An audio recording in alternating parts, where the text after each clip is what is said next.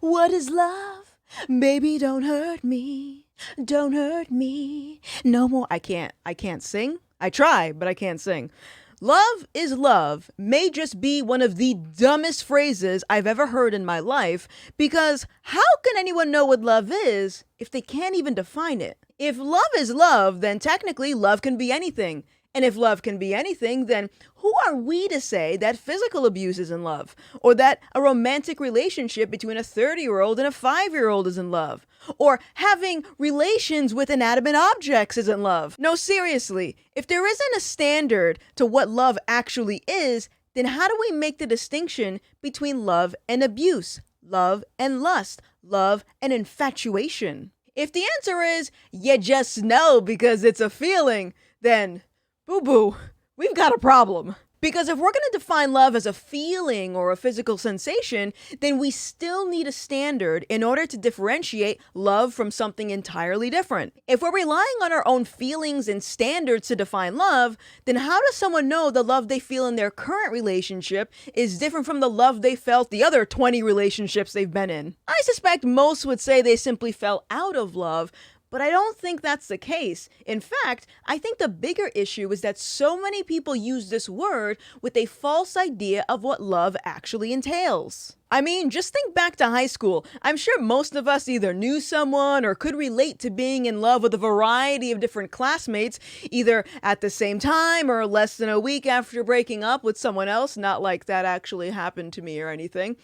Or what about couples who justify getting married just because they're in love? How do they know they're making a good decision if they're going solely based on feelings? Now, I'm not saying that being in love isn't important for marriage, but what I am saying is that if you have a false idea of what love entails, then how would one know if they're making the right decision? This is why love needs a standard. Without a standard, how can anyone with a discerning mind know if they're actually experiencing love? By the way, this also applies to non-romantic relationships as well. Expressing love towards a friend or a family member doesn't mean I'm in love with them as I would be with my husband. But again, without a constant standard, what is it that I'm actually trying to convey? Let's put this in perspective for you. Before I grew my audience on YouTube, I used to be a Twitch streamer, and I'll never forget the time I went to TwitchCon and was approached by a bunch of people who were so excited to meet me and take photos with me, but not before expressing how much they loved me. Again, it's okay to love someone that you're not intending on being romantic with, but without a standard, how can we understand what these people actually meant? Long story short, the more I became vocal about my political convictions, the more my existing audience started to turn on me. It eventually became popular to hate and publicly condemn me as anti-black, transphobic, racist, pretty much any insult you can think of. So in retrospect, did they really love me? Or did they love the feeling of self-importance and relevancy that they got from saying, OMG, I met Gothix, she's like my BFF? If you truly love someone, would you stop loving them over a difference of opinion? Some people would say yes, while others, like myself, would say no. And that is the problem.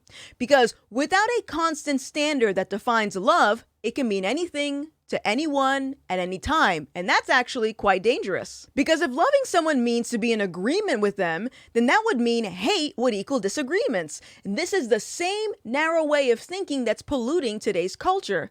You're so hateful because you won't call that man a woman. You're so hateful because you voted for the other side. You're so hateful because insert disagreement here. Ironically, the end result of this will cause the accuser to actively spread hate themselves because they've conflated love and hate as a result of not using a constant standard that differentiates the two. Now, when I say constant standard, what I mean by this is having a clear definition that never changes.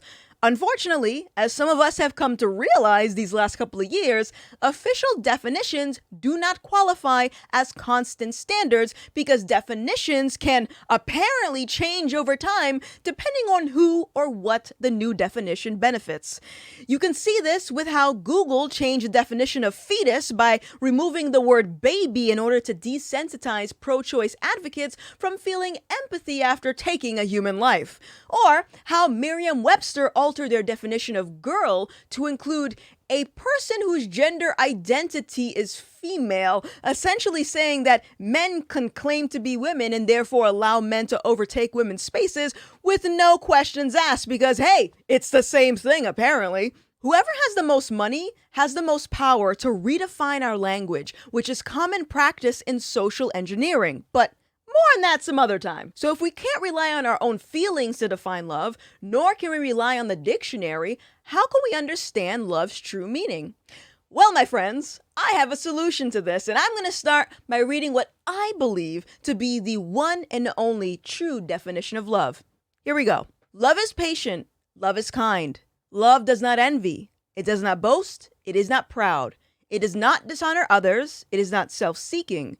It is not easily angered. It keeps no records of wrongs. Love does not delight in evil, but it rejoices in the truth. It always protects, always trusts, always hopes, and always perseveres. This definition that I just read comes right out of the Bible, specifically 1 Corinthians chapter 13, verses 4 through 7. So with this in mind, how do we know that God's definition of love is the true and only definition? How do we know that this definition is the constant standard that we need?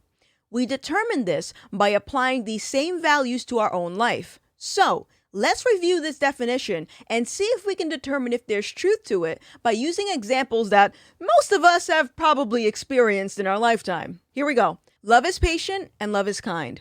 When you love someone, you will be patient with them because patience involves time, and time is also free. Kindness ties right into this concept because while some people will give their time or give their patience, some people might also express aggravation or annoyance. An example of this would be a parent helping their child with math homework, but after 20 minutes of trying to help, they become frustrated and annoyed because the process is taking too long and little Timmy just isn't getting it. Now, this isn't to say the parent doesn't love their child, but from the child's perspective, it's likely they'll start to feel like a burden or disappointment or think that they can't go to their parents for help. Here's the next part.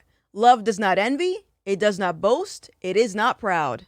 Now, this isn't to say you can't change your relationship status on Facebook, but what are the true intentions behind publicizing every single thing you do in the name of love? Or expecting that out of someone else. Think of it this way. During one of my previous relationships, I remember feeling unimportant because my boyfriend at the time would never post about me on social media, but all the other couples I knew were posting about each other all the time. That was envy. And I also became paranoid that his lack of public affection was a way to make himself look available to other women. Long story short, I was right. That said, if I had a true understanding of what love meant from the get, I would have been able to recognize early on that what we were feeling for each other wasn't love at all. Now, fast forward to the marriage I have with my husband. He also never posted about me when we started dating. Thanks, babe.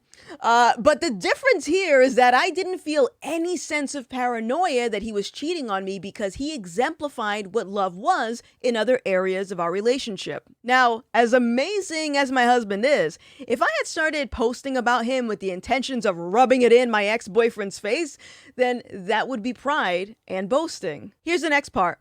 Love doesn't dishonor others. It is not self-seeking. It is not easily angered. It keeps no records of wrongs. One of the most asinine things that our culture has normalized is this idea that it's normal to be constantly fighting with your significant other. Yuck. Disagreements are one thing, but fighting? I've been in relationships where ex-boyfriends and I would get into screaming matches, calling each other names, bad-mouthing the other person to our friends, and bringing up things that either of us did previously, even after apologizing for those situations. And of course, when I would talk about this to my friends, they've all gone through the same thing. It's normal. Fighting is fine. Huh? As for love not being self-seeking, a perfect example of this would be what most people call virtue signaling.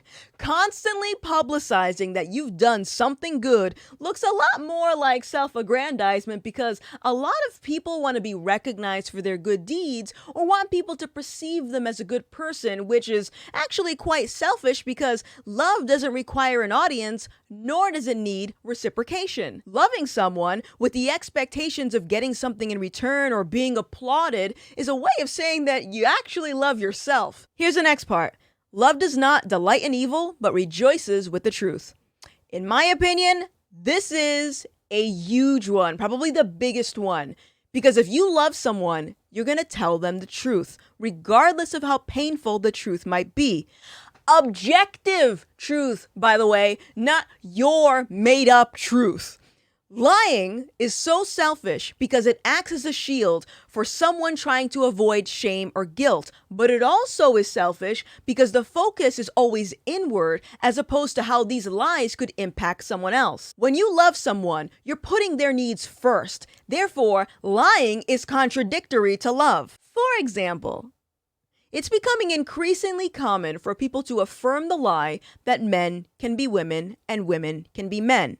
And because these people hold a false definition of love, they believe that it's hateful to disagree with them or tell the truth. Now, whenever I make the distinction between men and women, I'll usually get the response, well, why do you care? To which I respond, why don't you care? Because again, if someone claims to love another person, then they should always lead with truth because it's the truth that will ultimately set them free. Even if hearing the truth is painful, one needs to persevere through that pain in order to overcome adversity and grow as a person. So, by affirming the lie that a biological man is actually a woman, you've then robbed that person an opportunity to actually treat their gender confusion, which has been known to lead to increased rates of suicide, self-harm, gender reassignment complications, and misdiagnosis of mental health. Not to mention the societal impact it has as a result of expecting half the population to follow suit by lying in order to affirm another person's gender confusion.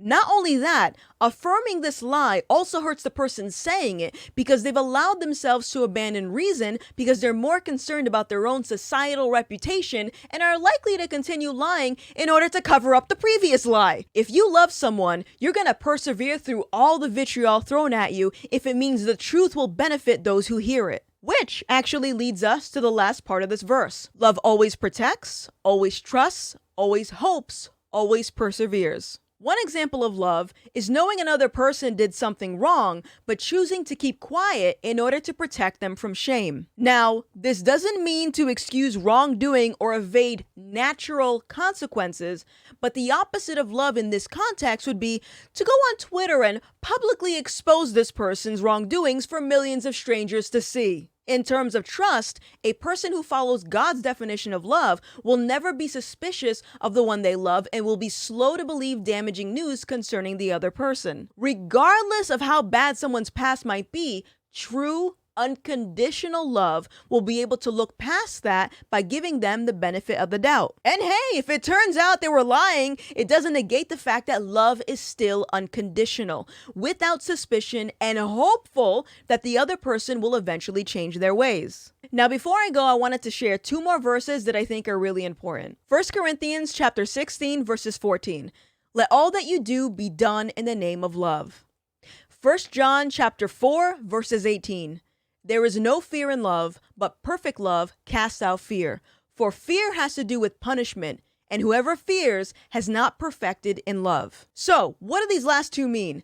Let's quickly look at this from the perspective of activism. Whether it's fighting for social justice or holding someone accountable, if someone is motivated by love to protest a specific cause, then their methods should also exemplify God's definition of love, including being kind, telling the truth, and not calling someone names or threatening them with violence because that's not love. As much as I've been hurt by people who've condemned me, took advantage of me, and said some pretty terrible things about me, I still choose to lead with love because I have the hope that they'll eventually change. And let's be real, nothing good comes from fighting hate with hate. What type of example would that be teaching this next generation? Again, you're free to reject God's definition and disregard my advice as Bible thumping, but remember, those who create their own standards in order to suit their needs will usually be blind to their own hypocrisy when they fail to apply those same standards to themselves. Rules for me and not for thee? Ooh.